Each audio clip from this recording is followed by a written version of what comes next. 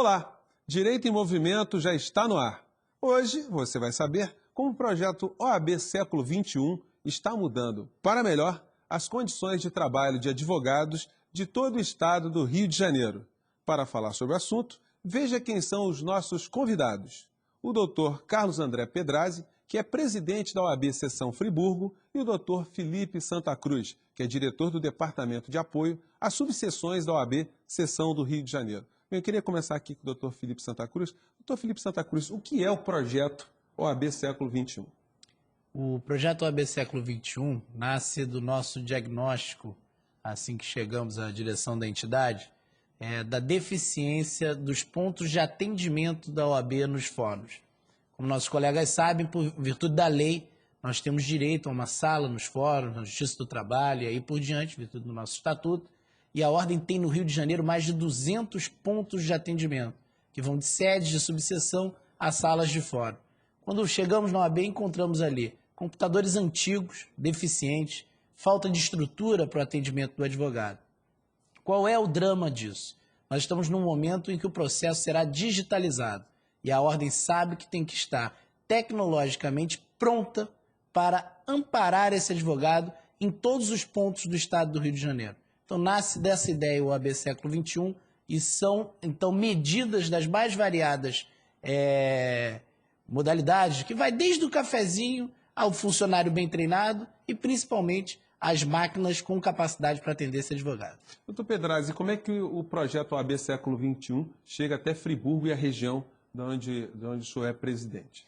Bem, a minha subseção ela é composta pelos municípios de Friburgo, Carmo, Sumidouro e Bom Jardim. E é uma grande satisfação poder receber da gestão do presidente Wadir Damus esse projeto Século XXI que proporciona dignidade aos advogados que militam no cotidiano forense. Como disse o doutor Felipe, as salas eram precaríssimas, sem nenhuma condição de trabalho. E hoje nós temos computadores de última geração, um mobiliário que é feito pelos próprios funcionários da OAB. Enfim, temos lá funcionários preparados para atender com dignidade o advogado e, por que não dizer, o próprio jurisdicionado que necessita daquele trabalho bem feito, com toda a qualidade prestada pelos profissionais do direito.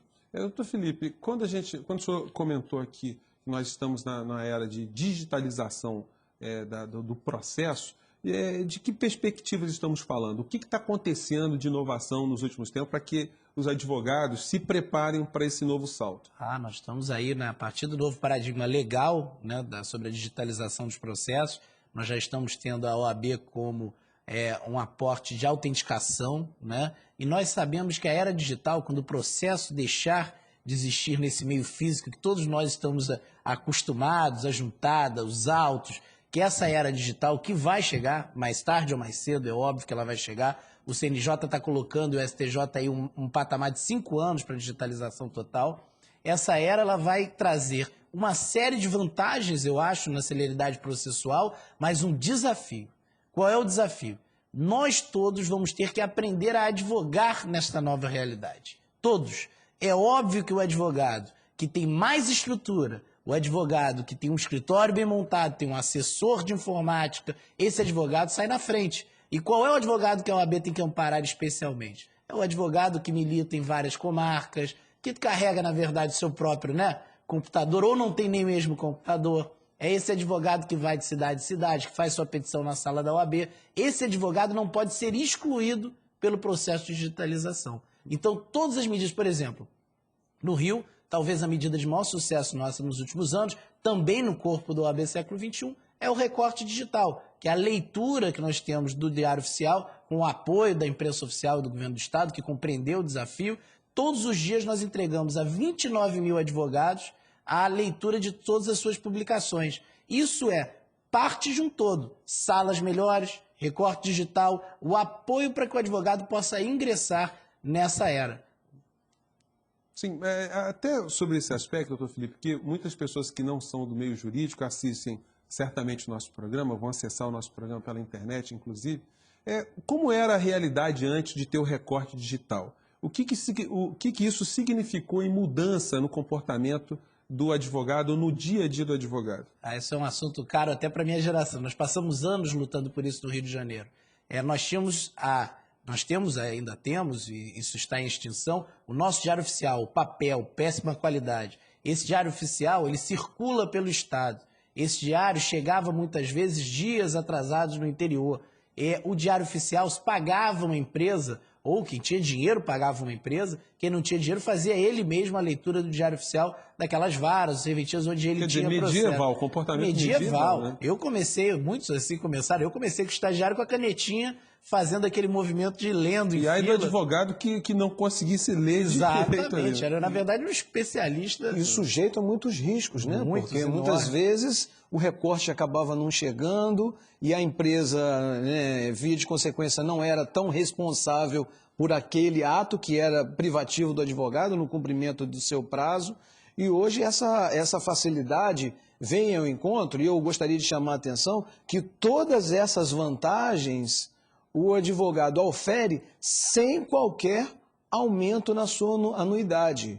Aliás, muito ao revés, quando o presidente Wade assumiu o seu mandato, ele logo de pronto reduziu a sua anuidade e tem proporcionado essas vantagens todas a todos os presidentes, a todas as subseções, sem exceção. Isso é uma questão política que eu faço questão de dar o testemunho aqui nessa oportunidade, porque a ordem hoje ela não é dos amigos do presidente ou daqueles que têm um maior trânsito dentro da instituição. A preocupação maior dessa gestão é com o advogado, principalmente aquele que tem maior dificuldade no seu cotidiano forense. E nesse particular, como é que está a realidade do advogado que milita no interior a partir de Friburgo? Vamos tomar como Friburgo como a realidade geral do Estado. Há peculiaridades, mas como é que o advogado de Friburgo ele tem encontrado a OAB lá em Friburgo para poder trabalhar, poder fazer o bom acompanhamento processual?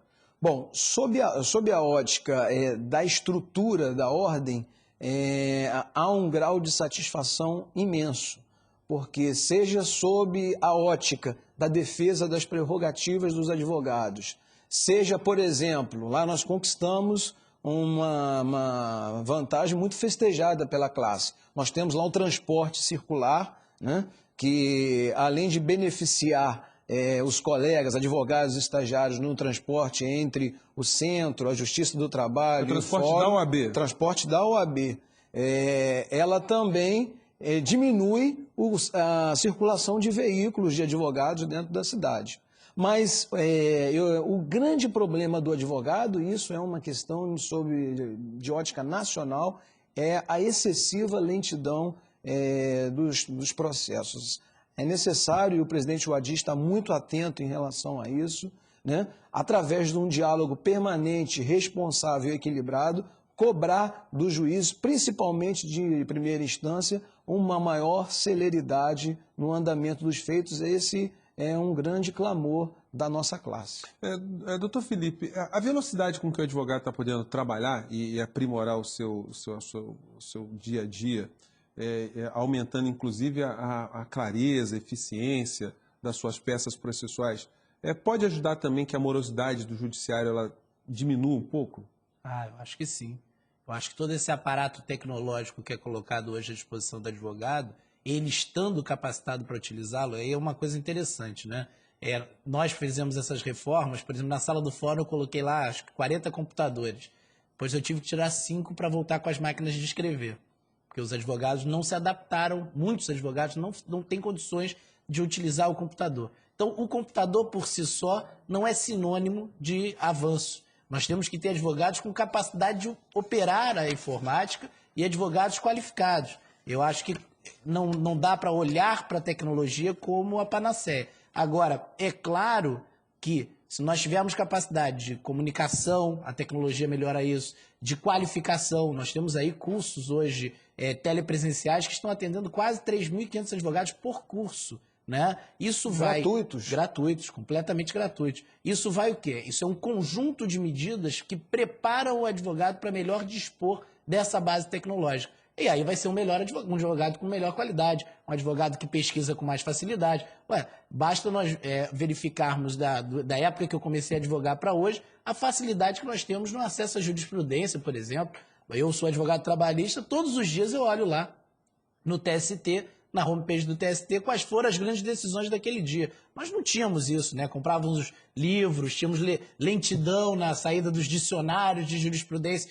Hoje o advogado que transita nessa tecnologia, que tem intimidade com ela, pode ser um advogado melhor. E só para finalizar esse bloco, doutor Felipe, essas ferramentas são confiáveis? Eu me refiro às informações oferecidas através da internet, acompanhamento dos diários oficiais, enfim.